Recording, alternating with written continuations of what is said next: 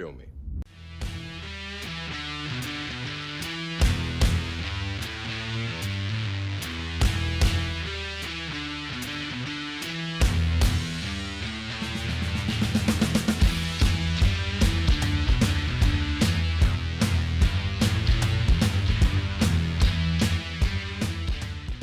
I'm the martial arts film freak, and I watched Best of the Best.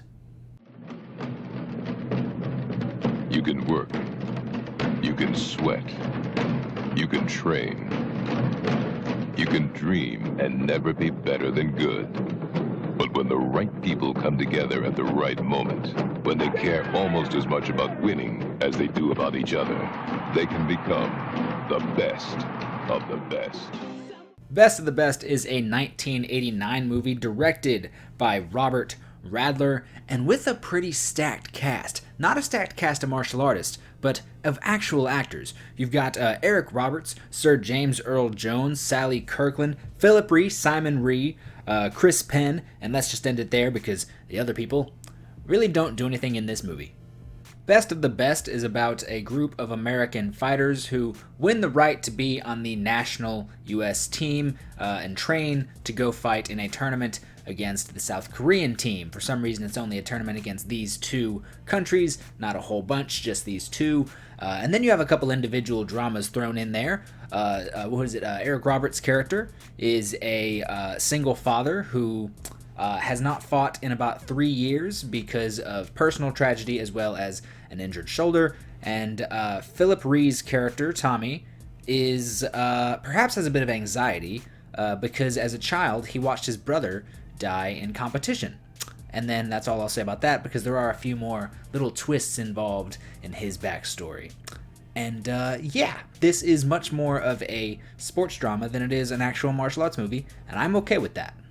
Now, this is my first time watching Best of the Best. I've just never seen it. It doesn't come on TV often. It's pretty hard to find a DVD copy or even a VHS. I've never seen a VHS copy of this. I go rent movies at the library ever since I was little. I've never seen a copy of Best of the Best.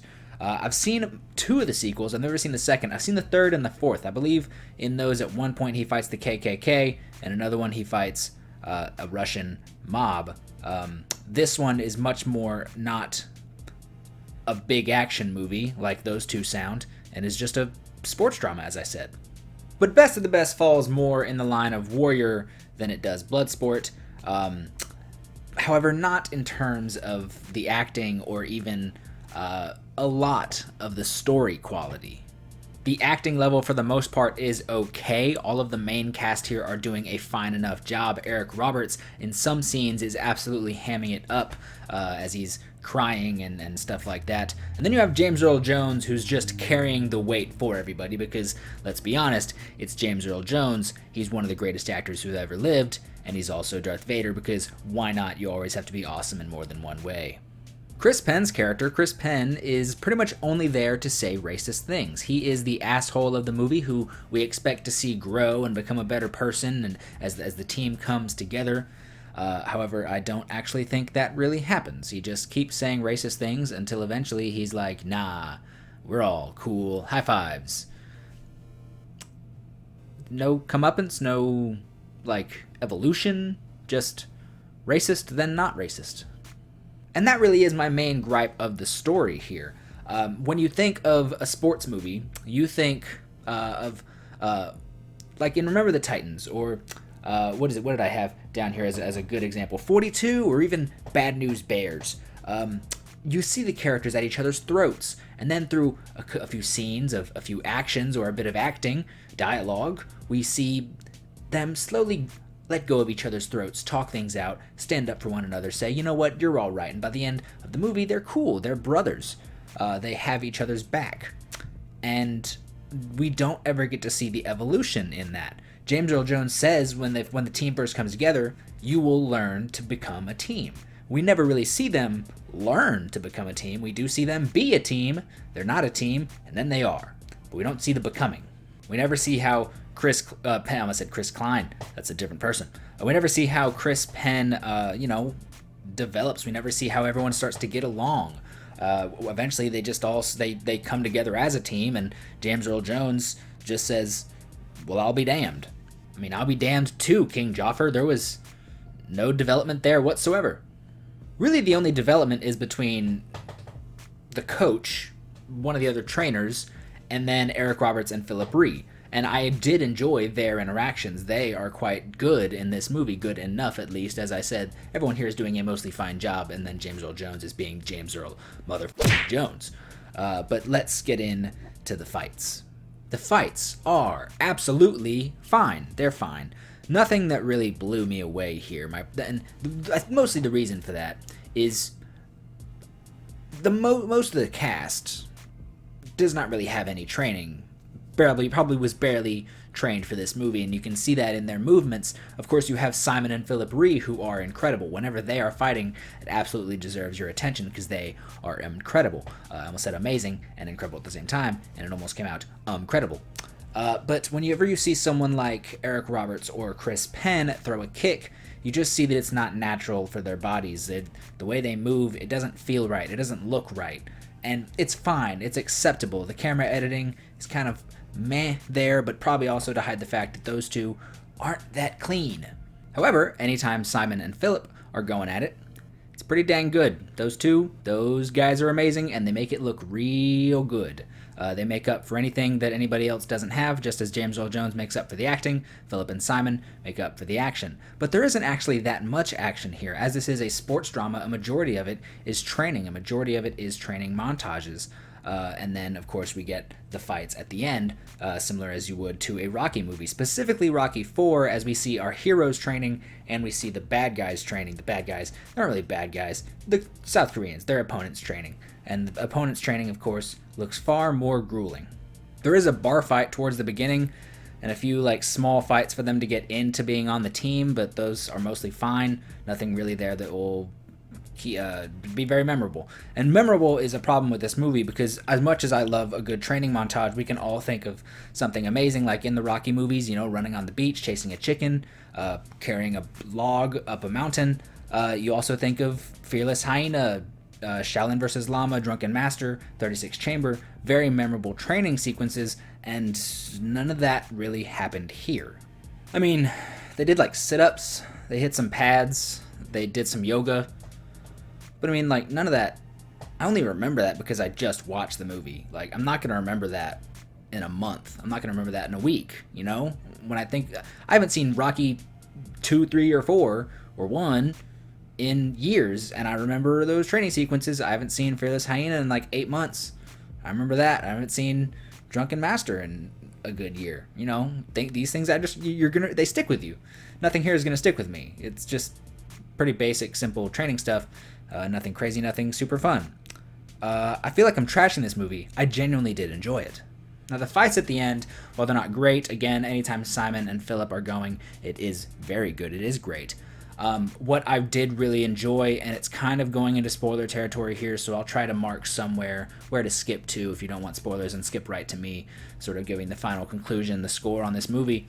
I did really enjoy how this ending was handled. For that spoiler that I was talking about with the story, I'll let you know right now this is what it is. The person who killed Simon's brother, Tommy's brother, was his opponent in who he has to fight at the end.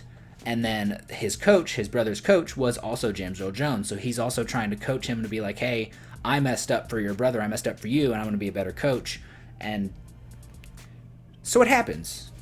He ends up beating him. Simon's the bad guy. Tommy, I'm just going to keep calling him Tommy. Our hero, Tommy, beats the shit out of his opponent who killed his brother.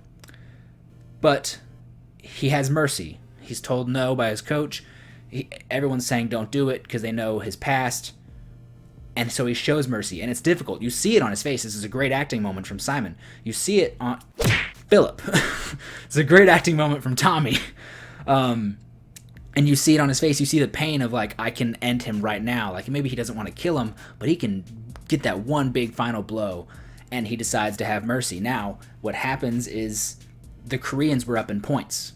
If he'd have gotten that one more hit, if he'd have knocked him out and possibly killed him, he'd have gotten the knockout, he'd have gotten the win, he'd have gotten the points for the Americans to win. The South Koreans end up winning, but in defeat, the South Koreans just recognize oh no, you beat me. And Simon walks up to Tommy and apologizes, said, "I'm sorry for what I did to your brother. Your brother was an amazing fighter. You showed mercy and you are 1,000 times better than me." And he gives him the medal. This then leads to all of the South Koreans giving their medal to the Americans and just accepting, like, you know, you guys should have won. Also, we all are better for having met each other.